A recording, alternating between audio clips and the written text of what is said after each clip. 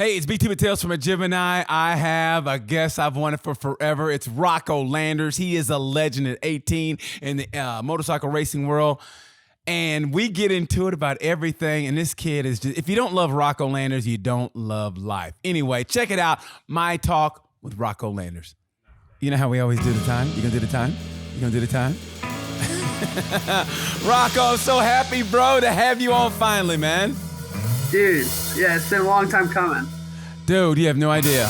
Hey, it's BT with Tales from a Gemini. I have all my guests. I love all my guests, honestly, because I have to literally hunt them down. That sounds bad, but I have to literally stalk them on the internet and get them. This guest right here, though, I just remember being at home during the pandemic, and I was watching Red Bull Rookies Cup, and I hear his name, Rocco Landers, and it said United States. I go, what? And I thought I knew every racer in the Red Bull Rookies Cup. I mean, a United States racer. And then they had your name, and I was like, who is this kid? And who with the great name? What kid has a name like Rocco? I mean, honestly, that's the greatest name in the game is Rocco. How did your dad come up with that name? Was he a big Eddie Murphy Raw fan or what? You know, it's kind of a funny story. I can't remember exactly how they came up with it. I think that we'd gotten we literally got like a pet cat. He wanted it. He just came up with the name. Mom was like, "No, we're saving it for save it for our son." A pet cat named Rocco, but that's instead, what they were gonna name it. But yeah, he's gonna name a cat Rocco. I was like, you know what? Let's name our son Rocco. it's kind of cool because my dad's name is Stoney. Yeah, so Stoney and Rocco. You guys sound like a Yeah. professional wrestling team in the 80s. It does, yeah, for It's sure. Stoney and Rocco live this Saturday night. Stoney and Rocco. Yeah. What's funny? You know what's even funny? So my little brother's his middle name is Cole. So it's like Stoney, Rocco, and Cole. And my sister was gonna be named Ruby, which is kind of ridiculous. My mom was like, "It's too much. It's too much." So yeah. True story. Stoney, you should have named her Pebbles. My buddy Owen Williams calls me Pebbles for some reason. It makes me so angry. Let me tell you something, man. Just your name alone would send shivers down anybody's spine in elementary school. Like, hey, man, Rocco's after you, huh? Rocco's after you. What? Just the name Rocco and Ruby and Cole. Man, it's been a long time coming, Rocco. I'm glad I have you on. Sure. Honestly, I think at the age of what? You're 18 or 19 now? I just turned 18 like 2 months ago. Dude, first of all, happy belated. Second of all, thank you, sir. You are probably, and I mean this from the bottom of my heart, right now, you're probably the gem of American road racing, right? And I mean this, no disrespect to anybody else. No, you're good. But you're almost legend status at 18 because you started at 5. So you've been racing for 13 years. And yes, sir. Your name is known, like, honestly, I say worldwide, but yeah, in the racing world, worldwide. And what you've done, your accomplishments, and I won't even get into them because if you really want that kind of stuff, go to the website, look him up. But what you've done, you're already legend status, man.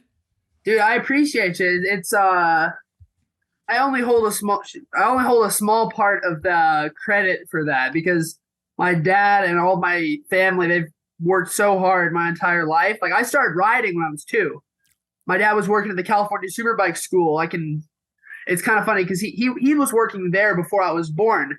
So I've kind of been brought up in that whole program there. Like Keith Code, like I think I met Keith Code literally the day I was born at the Superbike School. He's been one of my huge supporters my entire life. He's still, I would say, holds the second largest slice of the pie for my success because my dad number 1, my family number 1, Keith Code I would say is number 2, and it's not close. He's helped me out so much. So you were born into the bike game, basically. I mean, you could. My dad did AMA 600s back in the 90s. Wow, man. And and a lot of road racers will start off on flat track or motocross. I started out on skid pads. I started out on the road. I started out riding skid pads in Superbike schools when I was 2 years old. Wow. I mean, has anything else come into your life that you thought of maybe taking a different path, or you just didn't know any better and you just kept on down the path of racing? Dude, I just have fun. I just do what I like doing. Hang on, my computer's dying. Hold up. Uh-oh. Okay. There we go. Okay, you sure? Okay, we're good. Okay, don't do me like that, Rocco. No, I love racing. It's my thing.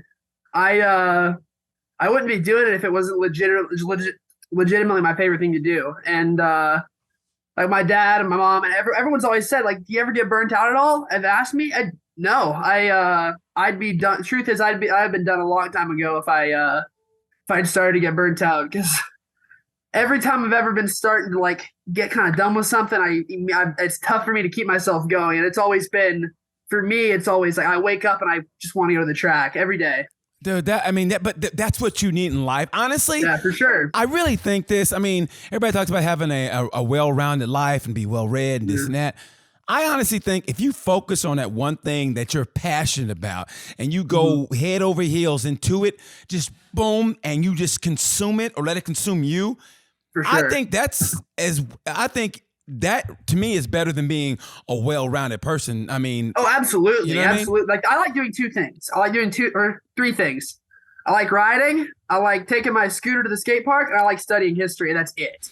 I was going to ask you about history. Okay. What part of history do you like studying? What part? No, it's got to be, I try to be a jack of all trades when it comes to studying history, like study all of it. 100% my favorite time to study is probably 1780. Why is that? 1770 to maybe 1919. It's the most entertaining period of history, in my opinion, to study. Why? So many things changed since then. I mean, in 1770, the U.S. was not a country, and then all of a sudden, 120 some years later, people are driving cars around. And when you have the Model T come out, then you have so much. There's so much things change. That's why it's so fun to study, because you have people. They were just driving around. They're riding around in horse-drawn carriages and wearing powdered wigs, and all of a sudden, driving cars and making movies. So, and you ever get sucked? You ever get sucked in that rabbit hole sometimes on YouTube or just whatever on history, and you found out different parts of history that either you've been fed and it found out it was a lie or the whole truth wasn't told. 100%.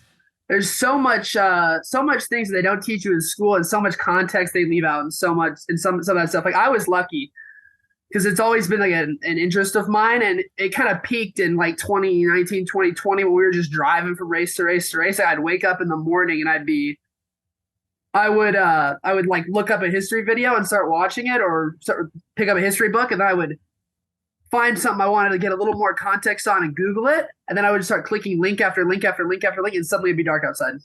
Are you so serious? I would spend 15, 16 hours reading articles on history. And just like, it's nice, because I wish I was more interested in like other things, but like I have so much fun studying history. You like what you like, and honestly, to me, that is it's productive, and it's not like you're on a video game like a Call of Duty. Not that if anybody does that, it's wrong. But I'm just saying, I think that is awesome. A kid your age loves history. Like, what have you found though? What have you found that's been a lie that you like? You go, wow, I wasn't told the truth on this. I mean, that sticks out. I don't know. There's a lot of stuff. I don't want to get too controversial. Go ahead.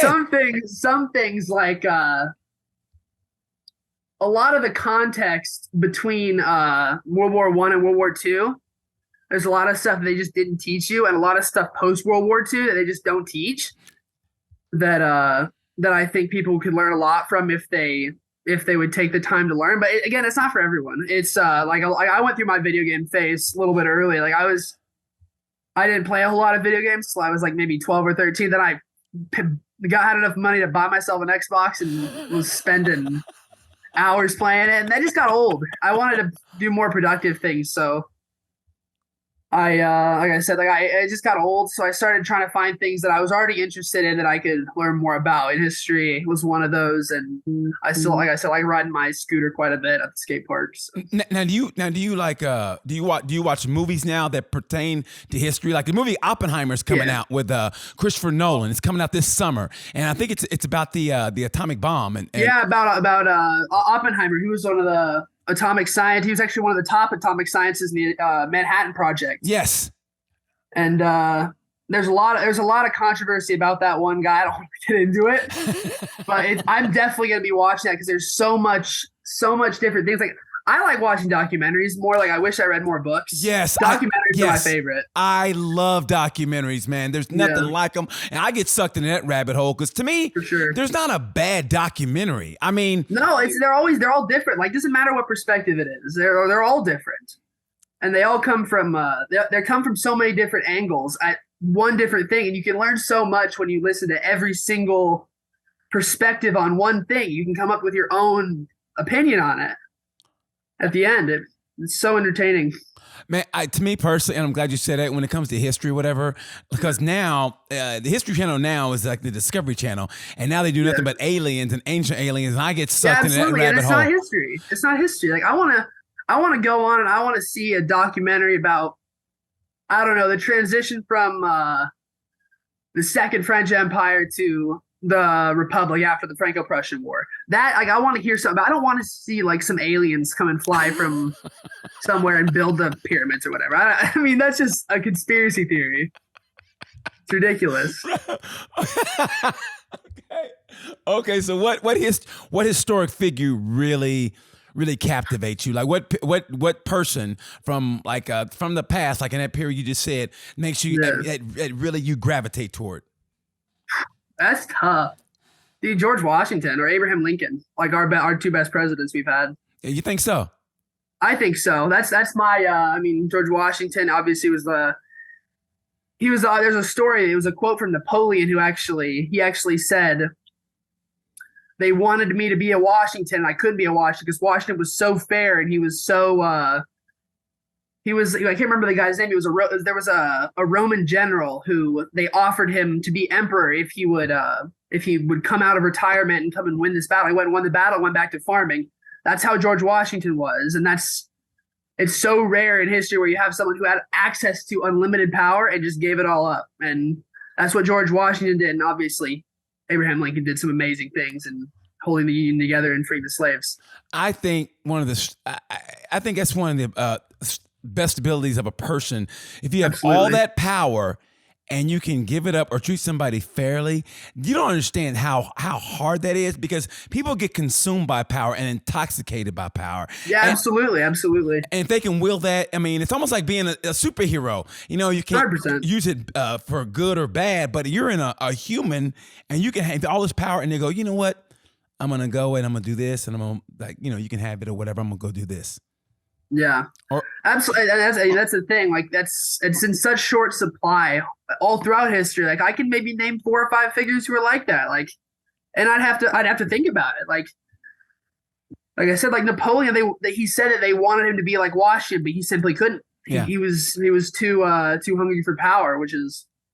Well, he had a short man's complex too, though. Yeah. Exactly. He was actually average height for the time. I will stand up for that. He was about 5'5", and that was the average height in Western Europe at that time. If I was in France the same time he was in France, I would have whooped his ass. At 5'5", I would have got him.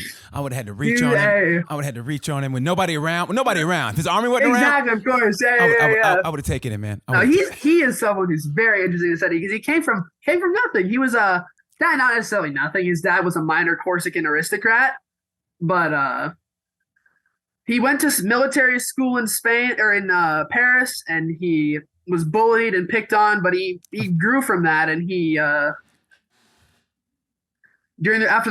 problem was he had no way of progressing because the French society was so structured, and he was not a major aristocrat, so it was difficult for him to progress through the ranks of society. And after the French Revolution, I believe he was the greatest general in history when it comes to just battlefield skill. I mean, the first coalition, first and second coalition, and even into the third coalition, there was, he was almost undefeated, like unbeatable with those, against fighting Austria and Prussia and Sweden and UK, and there was actually England back then. But, in Russia, like there were so many battles where he came from like the craziest odds. Like it was almost like you would assume that he would never be able to win, and he would come out on top of it. Insurmountable odds. No, it's okay. Insurmountable odds, but also insurmountable odds. That's what I'm trying to say. Yeah. Have you ever read The Art of War? I am actually in the process. I'm about halfway done. It's been a long time coming. Yeah, you read that and you see how you Yeah. know how to prepare for your battles and how to get your opponent. That's Yeah. it's like reading chess. You know what I mean? It's like That's how it is. Like he was a revolutionary when it comes to battle or warfare, and it went from like he would split his opponents, which was an incredible thing. And I actually I try to do that whenever I'm racing. Like maybe, yeah, it's hard to explain. no, but I was going to ask you that. Yeah. Do you take some Yeah. of those? Since he was one of your favorites, do you take Absolutely. his mindset into battle? Because in a sense, you are going into battle. So do you Yeah. take that mindset? Absolutely. Absolutely. Do you take that mindset and go in like, hey, I'm gonna split my opponent, like mentally, or like, are there any tricks you use from studying history into your racing? Well, I'd be lying if I said that I didn't. It's obviously it's quite different. And an 18th century or 19th century, early 19th century battle is quite different from road racing. But I'd be lying if I said that I didn't have like some similarities between the two. Yeah, but the studying history has definitely helped me with that. Yeah, but the mental approach, I mean, a battle is a battle. And then the mental approach, Absolutely. I mean, whether it's, like I said, in the French Revolution or it's at MOTOAMERICA, Road Atlanta, the first race or whatever, it's still the mental and it's still a battle. Yeah, absolutely it is. 100%. Like, yeah, I mean, 100%. Like, you do try to carry a certain mentality into the races that you and I've gotten better at that. Like it used to be quite difficult for me. Like I would crack under pressure and all that. Like, but from studying a lot of different things and reading a lot of different books, like I've found ways to get past that and made it a whole lot easier for myself and made it to where it's not so much of I'm more in control of it rather than I'm just kind of winging it. Okay. In what way would you crack under pressure? Like, give me an example. Like in what way? Just having a lot of different angles about like trying to like, just a lot of there was when I was little I had it was weak. It was like I'd be kind of weak mentally, and I would have a lot of people giving me a lot of different information, and I would just be kind of whacked out. I would say like just kind of out of it, and then I would overthink the race, and when you're overthinking it, you're not able to actually make it work how you want to, and then obviously bad stuff happens after that. Like you go, like I remember one specific race, like I had just so much extra crap on my mind, and I ended up like I had a good start, and then I just went backwards because I was overthinking it. And then you'll have races where you just like at race 2 in Atlanta, that was amazing. I didn't even think about one thing. I just went, and I was like, I'm going forward. I remember saying to Sam and my dad, I'm like, I'm going forward. I don't care who comes with me. I'm going. And I was able to make it happen. It's like those are the races you always want, the ones where you really can just let things go in the wind. Now, when it comes to like the mental, which I find fascinating of any sport, and it's great because I say older, but the different levels of life. That's what I say. When you get older, I don't like to say old. I think it's a bad word. I say the different levels of life. So I'm in a different level of life, but I found the mental game is the best game. I mean, when I was young, see you kids today, and I sound like a dad, but you kids today, you have it so easy. You have YouTube, you have everything else at your disposal. Back in my day, I found the secret, literally, like it was the mental game. I found that through like a little paper. I was going to a wrestling tournament, and it talked about the mental game and self-talk, and I never knew about self-talk. Yeah. And once I got that, I got, I think, 3rd place in my first regional tournament. And I was like, yes. And I realized what the mental game was. And I realized everything you put out in the universe hears it. And you got to be careful what you say. So I try to put out nothing but good stuff in the universe because that's what's going to come back to me. And so I try to keep a nice positive circle around me. So if you're on the starting grid, how do you get people to basically shut the hell up? Because honestly, like I said, you're a legend right now, man, and your future is going to be even brighter. So I'm sure people are coming at you all the time. And the great thing about MOTOAMERICA and just racing in general is the best thing and the worst thing is that we're a niche sport. We're not one of the top 3 or 4, but in that, the fans can have access to us.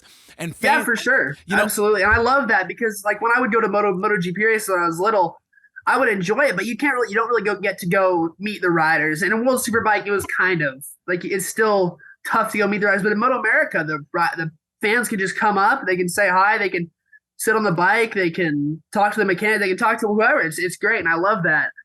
And like, in regard to the first question, just how to shut it. I actually, again, I listen to history documentaries when I'm on the grid. I do, and like usually you don't have people trying to like talk to you on the grid. Like some obviously once in a while the reporters will come up and they'll do an interview, and obviously that's not a big deal. I'm just like ready to go. But that's a good way. A lot of people listen to music. A lot of people meditate. I find it most beneficial for me to do something I enjoyed and let the time pass so I can not think about, so I don't have to think about the riding. I can just go ride. Yeah, I only like thinking about riding whenever I'm at a training day or at a school or on a track day or whatever. I don't like to have to think about riding while I'm racing because I want to be in the zone. I don't want to be like, I know riders who will think it works for them. Everyone's different. Yes. I know riders who they can't go fast unless they are literally thinking about every single thing that they're doing, like where they brake, where they're going to turn the bike in, where they're going to pick the bike up, where they're going to get back on the throttle, where they're going to hit the apex. Like they have to think about every single thing. I can't ride that way. I will go about 2 seconds slower if I try to do that, just because I'll be overthinking it. Yeah. And when you overthink it, you just get confused. You're like, how am I doing this? Like those. I could never do that.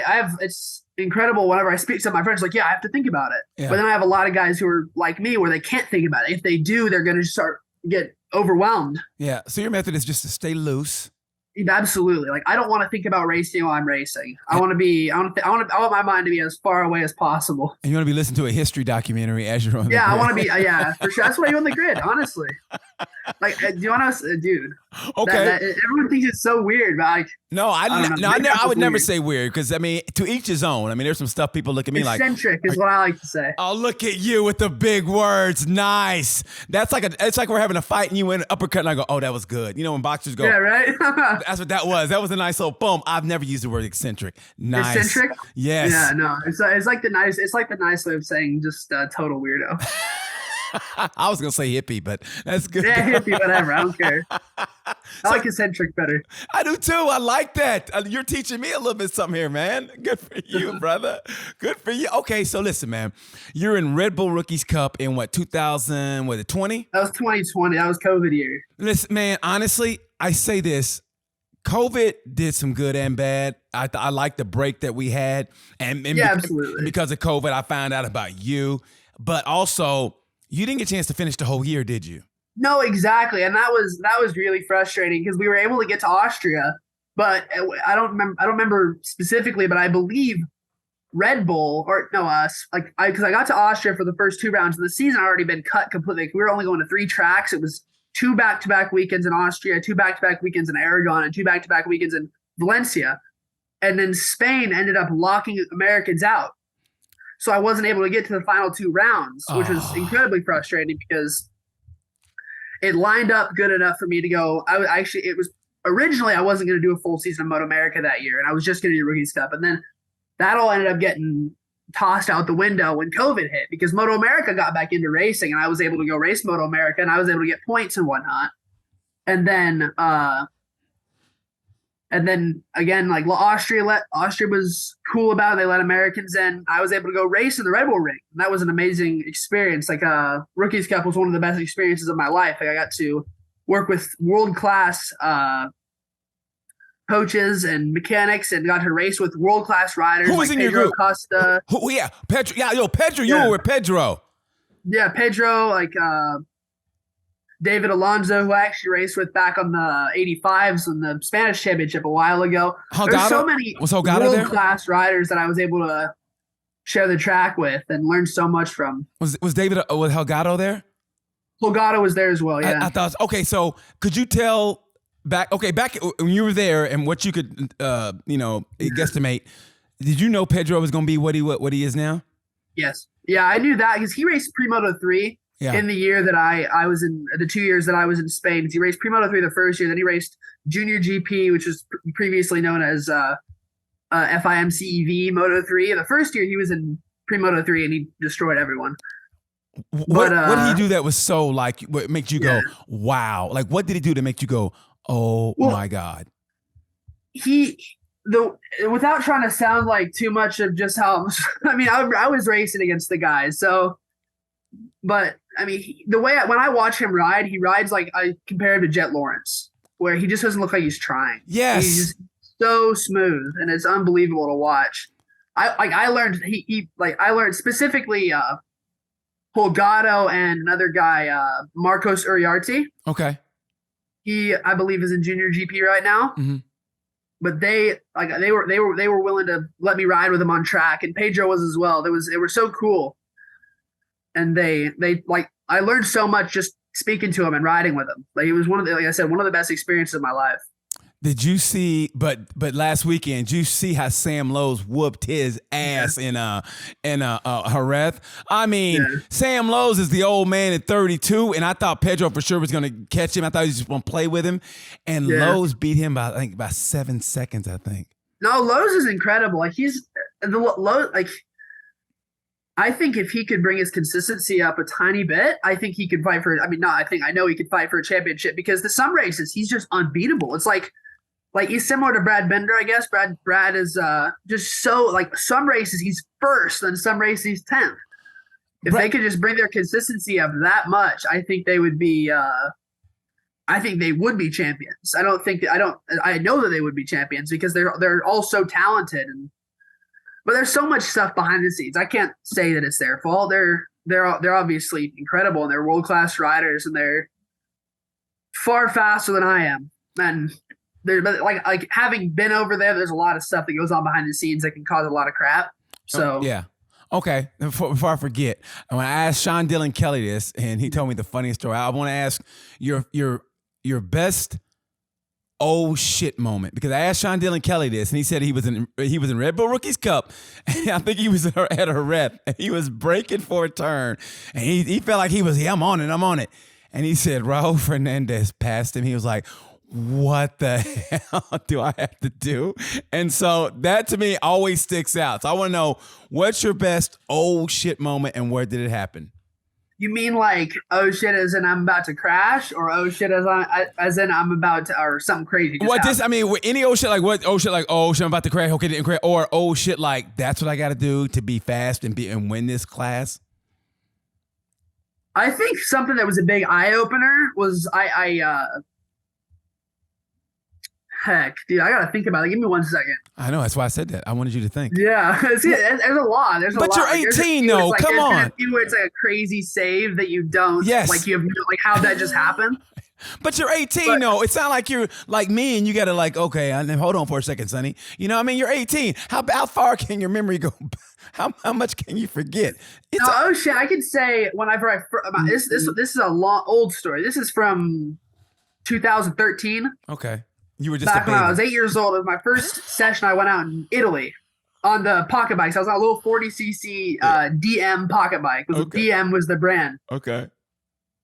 But I went out on the first lap, and I went out first. I was one of the first guys to roll out. I was last by the time it came around back. It was like because I'd won everything here, and I was like, I need to go over my dad and all of my everyone I'd spoke to, and after like we'd gone over to Italy a couple times just to watch a couple races, and we went over and I was like, yeah, I'll be fun. Yeah. And I go out and it's like, and you got, I learned that year I think my best finish was like 7th or 8th out of like 35 kids. Oh, babe, that's good though.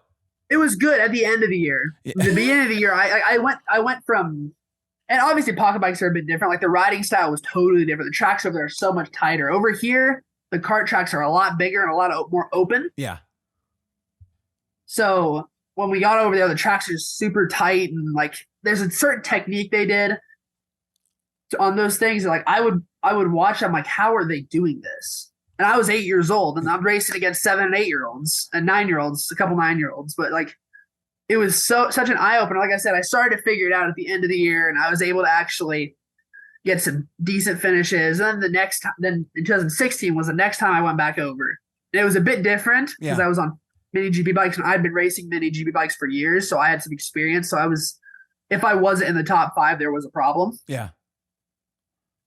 And that year was good. I was racing for a big team in mini GP over there. And again, like I learned so much. And then the next year we went over to Spain to do Moto 4. And that was another eye opener because it's like those kids it's wild. Like you're right. Me and my dad were doing it out the back of our truck or out the back of a van. And we're racing against Aspar and Mark VDS and all these huge teams. Wow. And but you learned so much. It's crazy. Tell me you went to Rocco's Ranch. Rocco at Rocco's Ranch. Yeah. No, those guys are amazing. I love them. How great is that? You're Rocco and you're racing at Rocco's Ranch. Rocco is actually, I believe it's named after Ferran Cardus's dog. He has a dog named Rocco. That's what it's named after. But yeah, those guys are great. I actually did a summer camp there in 2018. That was like the best week of my life. That was amazing. You know, I think I had the best. I went over there, I think, 2 summers before COVID, I think, and I had the best vacation ever. I rode the track. You ever worked Vallelunga? Vallelunga, yeah, in Italy, yeah. Yeah, we had a race there in 2016. I rode that track, and then I rented a bike outside of Milan, and I rode up to the Stelvio Pass on my bike, and I went up there because that's at the top of the mountain. They were getting ready for the Tour de France that year, and I was nothing but bicycles and motorcycles. I rode my motorcycle up there, and at the top of the hill, it's Italy, Spain, France, and Switzerland. And I went over and I went over to Switzerland. Nobody was at the stop, and I went over, and then I did a U-turn because I didn't want to get in trouble. And then I came back and went down the hill. But that was one of the best vacations ever. Yeah, and that track is amazing. Like Vallelunga is an incredible track. Yeah. I did. That's one of my favorite tracks ever, actually. Like I never unfortunately got to ride I got to walk the whole track, but on the mini GPs when I was on the small bikes, they only let us run about half the track. Like there was a turnoff that we would take because otherwise it'd be like a 4-minute lap time. But that was so fun. Unfortunately, I had a rough weekend. That weekend, I think I was in second. I ended up crashing out in the wet. Yeah. Oh, so when are you going to get back over there, man? Or do you want to? Do you want to go back over to Europe? I don't know. I'm going to try to get some stuff cooking. Because I really want to. It's where I need to be. It's where I'll learn the most. It's where I'll be the fastest. I was going to say that. Do you feel like you're trapped by your success here? I mean, because I don't know. I wouldn't say that. I think if anything, my shortcomings in the past few years, specifically my fitness, has been a huge problem, and that's been something that held me back quite a bit. Why is that? No one's fault but my own. What's wrong with your fitness? Are you okay? Well, no, I used to. There were a couple years I had some personal issues, and I actually gained quite a bit of weight. Okay. So I went, but since October, I've lost about 43 pounds. Yeah, you look good, man. You look good. Seriously, I was going to say that, but yeah, you look like you're in shape. Oh. Thanks, Rocco. Thanks for noticing. I appreciate that, but I do my best. Matter of fact, you know what's weird is anytime I interview an athlete, I swear I feel like I have to go cycle a lot. And so when I knew I was interviewing you, I got up about the same time, and I get up, I have my smoothie, put my stuff in my smoothie. Hell yeah. Okay, and then I do my yoga, and then it was going to be a little cold day. It was a little chilly, but you know what? I put my stuff in the dryer and let it get warm. Then I put it on, and I did about 25 miles on the bike outside. Hell yeah. That's a good one. You should come run with me sometime. I don't cycle ever. Well, I don't run ever, so we're going to have to meet in the middle. Yeah, so we'll make a compromise. We'll do half a run, half a cycle. How about we just go swimming? I got you. Hell yeah. I like swimming. We'll just go swim. I had both my hips replaced, so I just got to go with. Oh shit. Yeah. Well, you ain't got to say it like that. I was on a swim team when I was little. Okay, we won't go swimming then. How about we just run in the water? That was when I was like 8. I'm not good anymore. I haven't swam in like a year. Dad, did you do any other sports besides race motorcycles?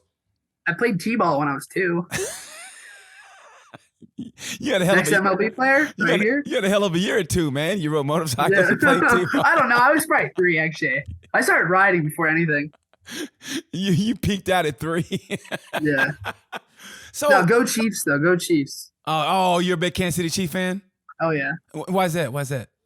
My dad's actually from there, and I have a bunch of family out there, so it's always nice. I like the Rams. I mean, I'm from LA. Okay. Lived here all my life, basically. Okay. So I gotta go LA or LA Rams right after the Chiefs, but Chiefs got a special place in my heart. Now where in LA did you grow up? Where?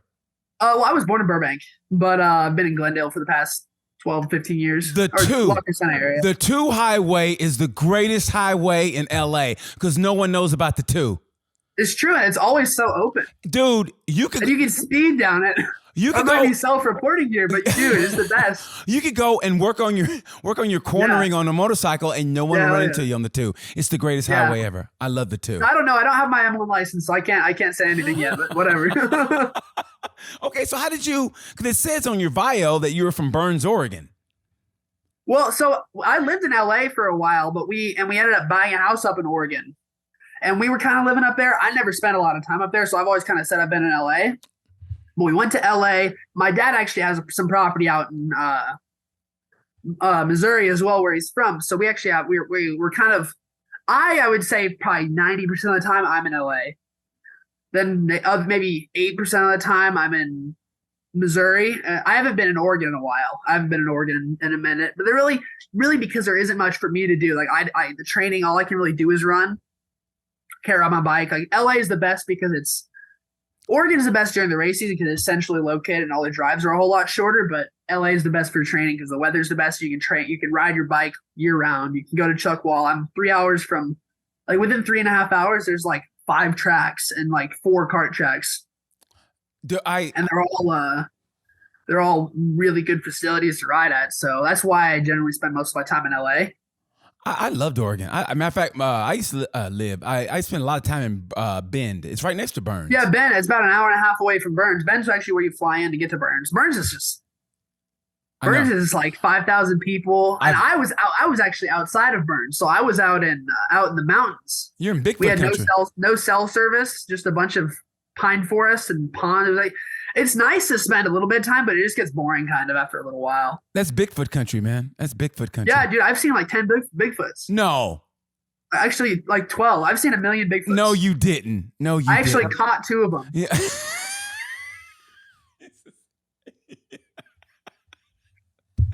Man, you Call me a liar? Yeah, I'm calling you a liar. You didn't see no damn. Why is Okay, it? good call. I'm totally lying. Why is it that now cell phones have the best like pixels ever, but no one gets a clear picture of Bigfoot? It's like Bigfoot's robbing a bank. It's always like he's always blurry. No one gets a good picture. Yeah, for sure. You know what I mean? All these great pictures down with great cameras, and Bigfoot's always like, please, no pictures, please. Yeah, exactly. I mean, that's how my I guess my dad might be Bigfoot because that's what he does.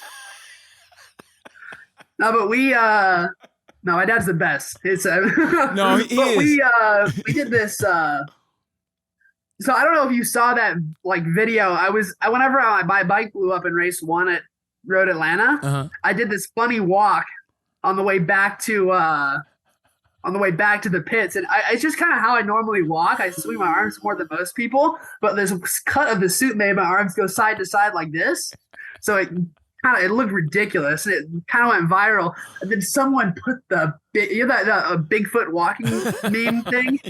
Someone put that. Oh, it was so funny because it was perfect. No, but you know what? That's maybe I'm big. I don't know. Maybe you are Bigfoot. We don't even know. I probably am. Okay. Now here's another one that says, the rumor is you like to talk a lot of trash in the pits. I mean, not bad, but like you like to ride around on your scooter and talk trash. Do you?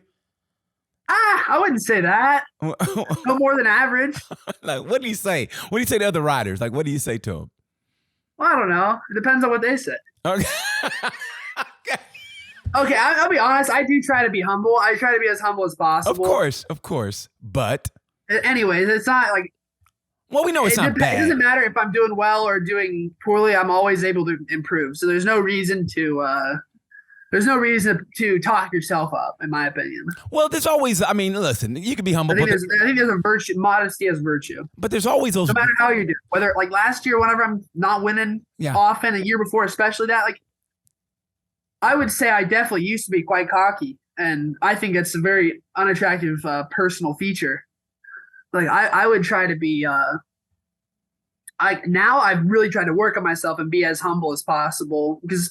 You never know what can happen. Like whether you have a good weekend like I had in Atlanta or you have a terrible weekend like I had most of 2021.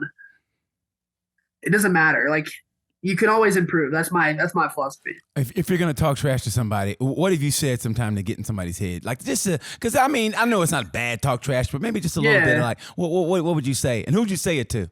I don't know. It depends on like I said, it depends on the context. I can't really think of something off the top of my head. Who's your favorite racer to poke at, to have fun with? Banter with? Yeah. Oh, dude, Gus Rodeo is pretty fun. Gus Rodeo is fun. Blake Davis. Okay.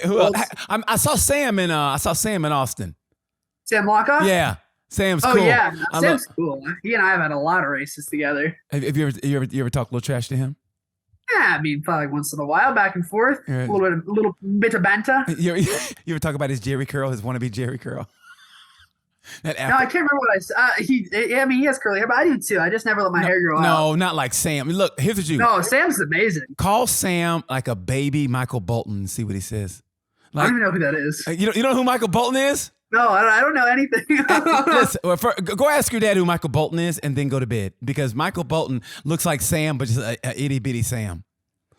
He had what we call blue eyed soul. He's like a white guy that sung like he had soul, like he was black. And Okay. Sam Lockoff kind of looks like him. Well, hair wise, like he's got a little. Okay, yeah, because I don't listen to music. That's probably why. You don't listen to music at all? No, I can't. I can never get into it. Really? Yes, God, I love it. You're like a throwback in a way, man. I love it. I'm old school. I don't know. Yeah, I mean, to each his own, man. To each his own. Yeah, exactly, You for know? sure. I love that. It's weird. It's like I don't know what it does. It gives me this. I get stressed out when I listen to music. Really? Like any kind at all? Any kind at all? I mean, I wouldn't say any kind. I would say I haven't found one that I liked yet. Oh, that makes sense. Okay.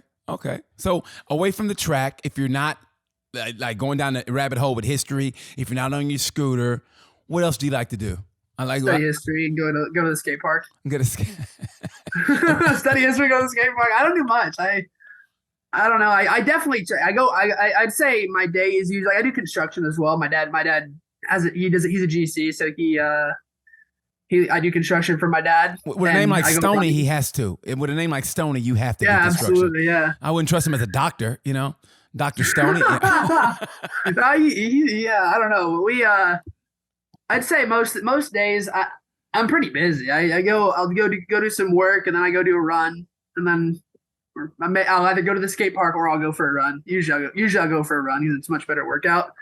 Then if I have time, like I said, I go to the skate park, and then I'm usually spend my evenings watching history documentaries, to be honest with you. Now, do you have plans to go to college or anything? I'm not sure at the moment. If I do, it'll probably be online. I'm not 100% sure. It depends on how the next 2 years go racing wise for me. What's the overall? I mean, obviously racing is, but I want to go to World Superbike. I mean, or GP, but World Superbike right now looks like the best option to me. World Super Sport Superbike. I'd either go like right now, like MOTOAMERICA Superbike, World Superbike, or World Super Sport, World Superbike. I'm not sure at the moment. I don't have a lot. It depends on the options. Depends on what my options are. Right now, I'm focused on winning Twins Cup races. That's my goal at the moment. Honestly, man, I think I'm not even just blowing smoke, man. I just really think you are a gold mine. And I say it to my guests because I feel like I have the best guests. And I just feel like talking to you and just your racecraft and just racing for so long and your name is out there. It's just you are a gold mine. So, and I think, and they love American racers and love American racers who are good. And I think with you, I would say Moto 2 or World Super Sport. Because sometimes, I'd love to go to World Super Sport. I almost had the opportunity to go to a World Super Sport 300 race, and that would have been awesome. Yeah, it just never fell through. Like I had a couple maybe opportunities, it just never happened. Which was, I mean, I'd be lying if I didn't say it was a little bit frustrating because I really do think I could have done well in that, and that would have been a huge stepping stone because I was quite comfortable in the 400. Yes. So like I said, that was frustrating when I wasn't able to go do that. But I mean, it wasn't in the cards, so we had to move on, go to Super Sport. That's what we did. Unfortunately, we weren't able to get the funding to do Super Sport again this year, but thank God for Matt Spicer giving me the call. Unfortunately, my buddy Ben, he's hurt, so that's why I was able to ride Atlanta. Mm-hmm. But we don't know how long I'll be on that bike. But for the most part, right now, we do know I'll be at Barber. Okay. And that's going to be that's great because I love the bike. The bike's awesome. The team's awesome. They're really easy to work with. Really smart people. They know a lot, and like I'm just enjoying myself at the moment. No pressure. Now, who's the number one guy in Super Sport for MOTOAMERICA? Super Sport right now, Xavi Flores is leading the championship. Xavi, man, I watched that dude. No offense to you, but I was like, this guy is. No, he's quick. He's really quick. They're all Super Sport. It's so close this year. Like, obviously, it was good racing with Heron last year, but like this year they have Flores and they have Ty Scott. They have I don't know how many races Hayes is doing. But they have Michael Gilbert as well, and I think Stefano's doing a full season, and that's going to be interesting because Stefano's he's so fun to race with because he's. I mean, I'm not going to say they're all not clean, but Stefano's just fun to race because he can make so many passes. What do you do better than those guys? I mean, I don't want to say I do like to think I'm okay at braking. I do like to think I'm decent at braking, and that's your best attribute. That's definitely, I would say, my best. Okay. It's tough. It depends on the track, depends on the conditions, but I think that I brake quite well. And what do you have to work on? Like, I gotta work on this. Probably corner exit. I struggle. Josh Hayes helped me out when I was working with him when he was my rider coach last year. He helped me a lot with corner exit, and that was what I always struggled with. I would kind of charge corners, and since then I've been focused on more, maybe backing my braking up slightly, but getting a much better drive. Because that was my problem my first year in Super Sport was that I rode the thing like a Junior Cup bike or a 400 for people who don't know what Junior Cup is. But I rode when I'm riding the Ninja 400, even the SV 650 to a point, you just carry roll speed with those. You keep the bike on the side of the tire, and you carry a lot of mid-quarter speed. On the 600, the best way to get through the corner is to brake hard late, stop the bike mid-corner basically, and pivot it so you can get on the throttle. And that's kind of how the Aprilia is now, because the old Twins Cup bikes, like they were good, but they were essentially naked bikes that were they were throwing a bunch of money into the motors. So they still weren't that fast. And like my SV650 was quite similar to a 400 in the power delivery. The RS660 that I'm racing now it has more torque wise than a 600. More bottom to mid range, it thinks faster than 600. Top end, obviously not even close. But the thing has a lot of bottom end, so you could ride it like a 600 where you kind of pivot the thing out of the corner and get on the throttle early. And don't carry a lot of roll speed. Like turn one at Atlanta is a little bit different, so you would be carrying a lot of roll speed there. But everywhere else is kind of more point and shoot. Do you get frustrated with MOTOAMERICA a little bit, or you think MOTOAMERICA is doing a great job? Like I personally I think they're doing a good job. I like the Bagger Series, what they did. I like what they did with that, but I just really thought that during MotoGP this year, since there was no support races, they should have bought in the Bagger Series, because think about if they would have bought that in for MotoGP, that's all American. That is as American as you can get. It is all. I mean, it's about as American as you can get. I'm kind of biased on the Baggers because it's Super Sport qualifying. One is always right after Baggers, and there were a lot of times last year where there was oil on the track for Super Sport qualifying, which was kind of frustrating. I can tell by your face. It's bringing so many fans in. Like, how can you hate it? Yes. It's bringing so many fans in. I hear you, but I mean, like I said, I'm not a racer, but so yeah, it's a difference. But I knew something was up with the way your face went. Oh God, not this again. So like I said, I'm biased. Yeah. I'm biased. So, no, but it's fair though. It's fair. I feel like the good outweighs. I mean, I feel like I know the good outweighs the bad. They're bringing in so many fans, and they're bringing so much money into the sport. And like, let's say someone's a Bagger fan, and they bring their two kids, and both those kids like sport bikes. Exactly. That's two fans for the soon as they walk in the gate, they can be exposed to other things. And that's the greatest thing about that. And with MOTOAMERICA and meet somebody as nice as yourself, how can they not be a Rocco Landers fan? Thank you, sir. Thank you, sir. Do you have any bumper stickers? You too, back at you. Look at this kid. Look at this. He's going to Eddie Haskell me. He's trying to Eddie Haskell me. Are you going to get any bumper stickers that say Rocco Landers?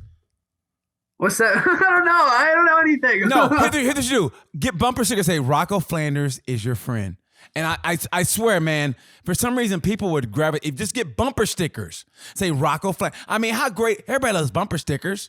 The bumper stickers are cool. Say Rocco Landers is your friend. And people are like, okay, I'll take one. I guarantee you could probably sell enough of them. You can get your own race team. That's the cool thing about stickers, though, is you can. I don't mind. Each sticker is going to cost me, what, 25 cents? I can give those away. I give stickers away. No, don't give them away. You sell them. You sell them. It's It's a capitalistic society. You know that by studying There history. we go. It's a capitalistic All right, society. that's a good idea. I'm gonna have to get some bumper stickers made. Bumper stickers. I'll send a couple to you. Okay. You better, man. I want some merchandise, bro. Got you. No, I mean that because honestly, like I said, man, you're one of the top American riders, and we need you over in Europe. I mean, because you're young, you're 18, you're getting to be at that peak, man, and you go over there, and I know you could do some damage. I know you could. Yeah, I mean, that's the plan. I want to, like I said, at the moment, I'm focused on winning Twins Cup races because without wins, you don't have a ride. Without a ride, you can't go to Europe. Right. So at the moment, like I said, I'm just focused on that. I'm focused on making as much stuff happen this year as I can. Perhaps doing a couple Super Sport wild cards. I'm hoping to make it out to the Loudon Classic. I really, really would like to race that. Okay. And I mean, because there's so much. There's so much that you can there's so much stuff that you can prove by just doing one wild card. Like if I were going to do a wild card, like a track that I'm good at, and maybe come out with some podiums or wins, like that freaking jumps me up. That adds value to my name and makes it much more likely that sponsors are going to want to come on board for next year's season to race Super Sport again, which is what I really want to do. I want to get back on the Super Sport bike and win that championship. I say you pull like a JD Beach and just do one flat track race, bro. One flat track weekend. I'd be down. I love flat track. I know. Legit, like that's my favorite thing to do. Flat track, like it's the most fun thing to do. You beat Dallas Daniels and Dallas Daniels beat you. So I say you go to Dallas Daniels domain, you line up and you kind of talk a little trash on the starting gate. You know, just Hell nice. Yeah, no, I love Dallas. Like, hey, Double D. Dallas is amazing to race with. I'd love to race with Dallas again. I've never met the guy, but I love the guy. I mean, there's something about Dallas Daniels that make you go, you know what? I like this guy. I don't know why, but I like this guy. You know what I mean? Yeah, he was great to race with. Super fun. He was like, I don't want to hate on anyone else, but he was he was clean to race with. He made good passes. He was fun. He was very fun to ride with. And the success he's having in AFT is incredible to watch. Like I'd say he's the best flat tracker.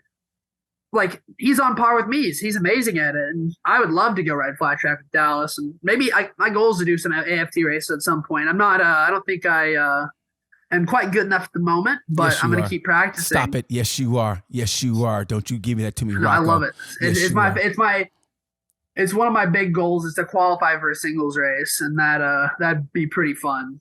Well, you know what? Honestly, you can get your name out there like that. It's like, yeah, hey, absolutely. Like, what are you doing here, Rocco? Just having some fun. Just doing some flat track. Might as well. That's what I'm talking about. Racing flat track. I was out doing flat track on Saturday or Sunday. Why don't I just manage you, Rocco? How about that? Dude, I'm down. We'll call it Bigfoot Racing. How about that? Hey, I'm down. Hey, has anybody ever given you the red mist? I always ask any rider, like, have you ever just had the red mist where you were just like, you were so angry and like somebody made you angry on the track? I mean, I don't want to name any names, but yes, it happens. When the last time it happened?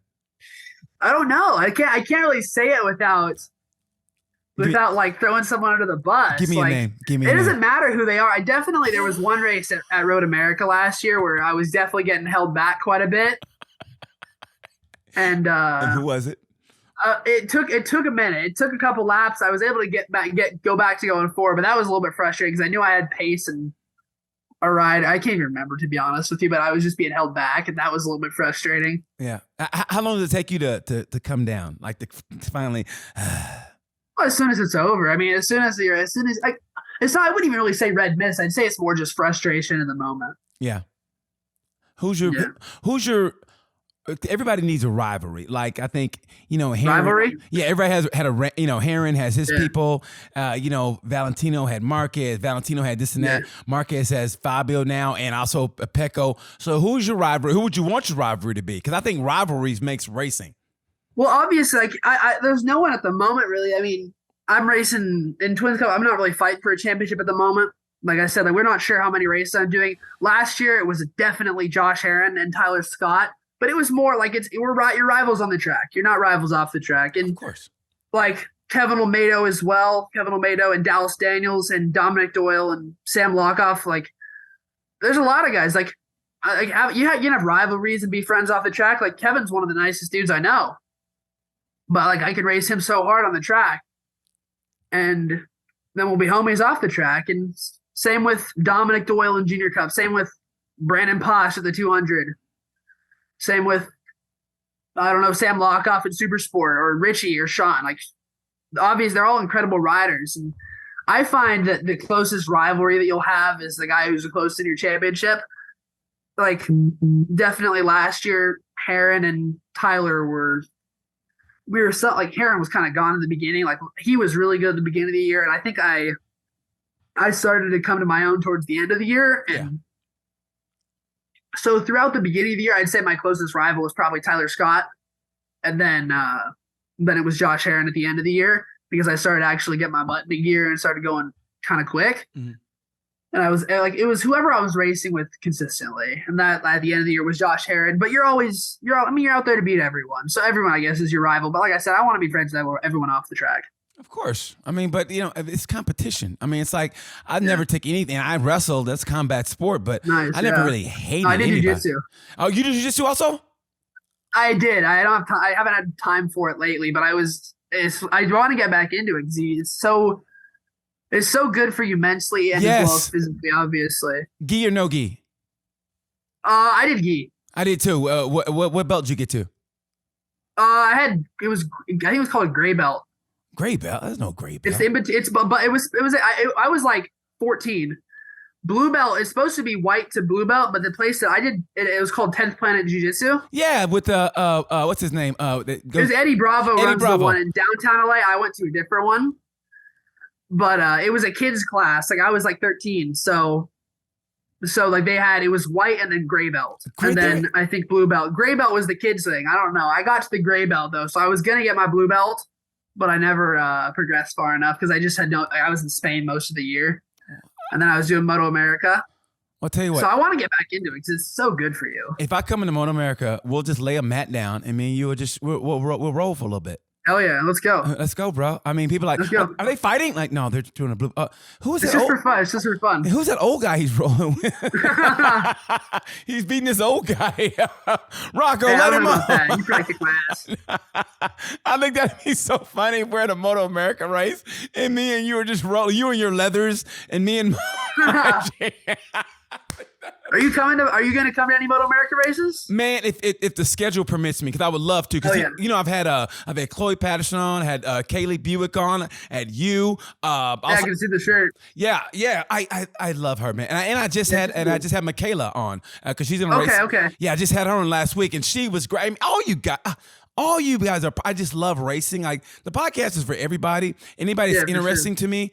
But my heart. Well, yeah, I mean, we spent the first 20 minutes just talking about history. Dude, that's what I'm talking about. It's like, I tell people, if you want like, scientific stuff and, okay, how do you set your springs up? Hey, that's, go to that podcast. Mm-hmm. But if I just want to know, I want to know you as a person. You know what I mean? I want to know like what makes you tick and everything else. For sure. That's what I'm about, man. I love racing. I love bikes. Yeah, I think at this point, I've only done racing podcasts.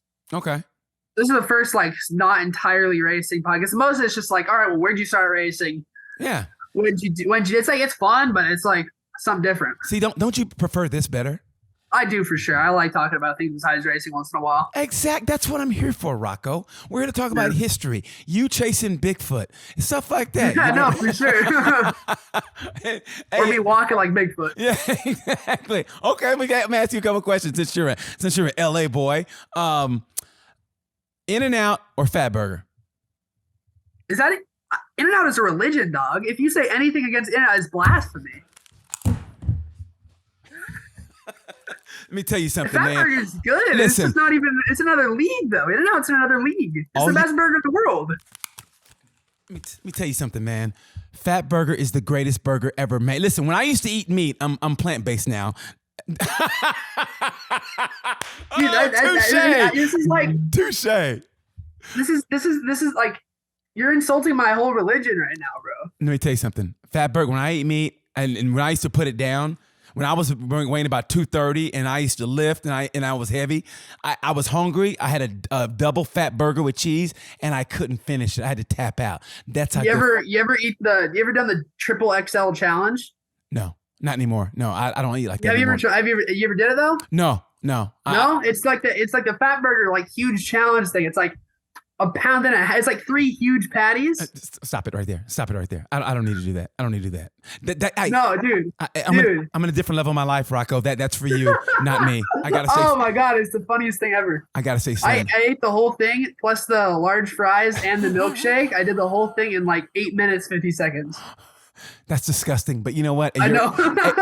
At your age, that's what you're supposed to do, bro. At your age, whatever. Okay. I lost weight. I'm good. You like I say, you look good. You look good. Thank you. Real quick now, here it is. Top 5 American racers of all time in whatever disciplines. Top 5. Top of your head, go. We don't have all I'm gonna day. lose some friends. I'm gonna lose some friends. Number 1, Ben Spies. I love Ben Spies. He's great. He's helped me out quite a bit too. And his mom. Dude, I'm gonna lose some friends, man. Stop it. You got 4 more to go. Wayne Rainey. Yeah, you go. Come on. I mean, Wayne could be ahead. We'll tie Wayne. They're tied for 1 and 2. Stop it. 3 more. 3 more. Josh Hayes. Okay. All time. So now you got 2. Hayden. I don't know. I forgot about Nicky Hayden. And then I gotta add Joe Roberts. He's my friend. I gotta say Joe Roberts. I don't know. Man, if ever they made a racing boot that was like a sandal, they should make one for Joe Roberts. That's how cool that guy is. Dude, he is straight Cali.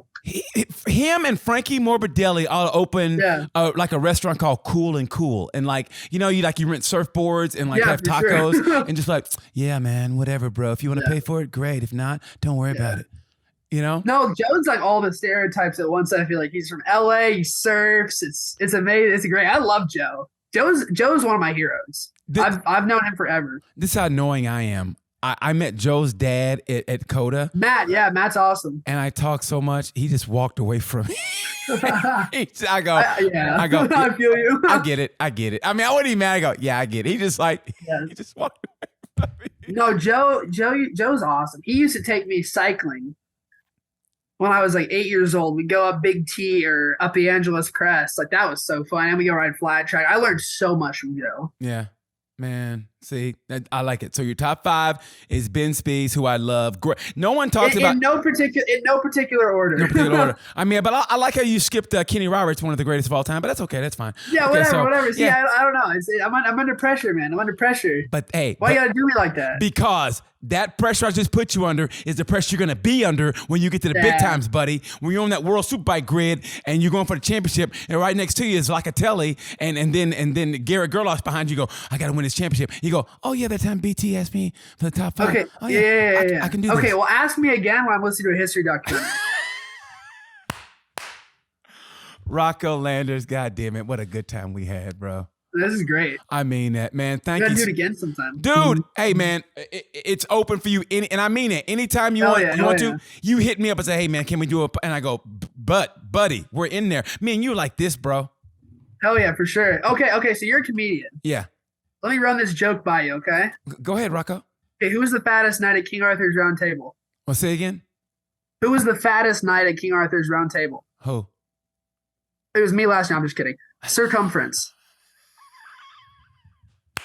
And how did Circumference get so fat? How? He ate a lot of pie? By eating too much pie. I almost got you on that one. I couldn't help but step on your punchline. I'm sorry. I can't. The kid me. I got you. It's good. I like that. Hey, but stick to racing. How about that? Rocco Landers, thank you so much, buddy. Watch him in Super Sport with MOTOAMERICA. This kid is going places. He is the legend. That's Rocco Landers, and his future is going to be brighter. Thank you so much, man. I appreciate you, buddy. Thank you so much. Have a good one, guys. Yeah, tell Stoney and Pebbles and Ruby, whoever it is, tell them all I said hey to the family. Thank you so much, man. Good luck in racing. I mean it from the bottom of my heart. Thank you guys for watching Tales from a Gemini. And you know how I say about this time. You know the word. Peace.